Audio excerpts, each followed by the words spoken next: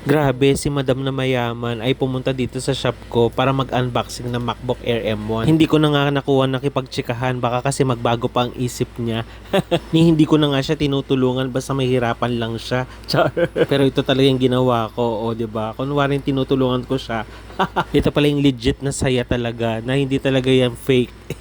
Pero ang totoo talaga niyan, gusto ko talaga siyang i-assist dyan, kaso hindi talaga niya ako kinakausap.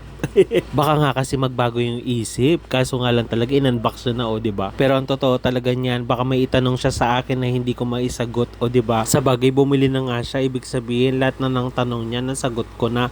Baka sabihan pa ako ni Madam na may Google and YouTube naman para doon na lang siya mag-search. Pero talaga ito na yung exciting part. O, bayaran na. Wala pang tanong-tanong talaga yan.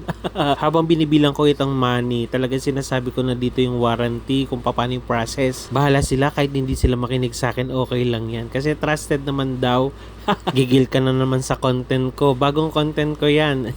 For the transparent tayo ulit. Ito talaga ay close kami. Tapos dumalang talaga si Madam. Ibig sabihin talaga kapag close kami, may on hand naman kami. And pwede rin kayo talaga makapag-pick up. Pero dahil sa mura talaga siya, ay kailangan talaga unahan lang. Ayun, hindi ko pa nga pinopost ito sa social media ko. Ayun, nasold na agad siya. Hindi ka naman napunta dito para bumili, 'di ba? Kaya link in my bio. Dun tayo mag-usap.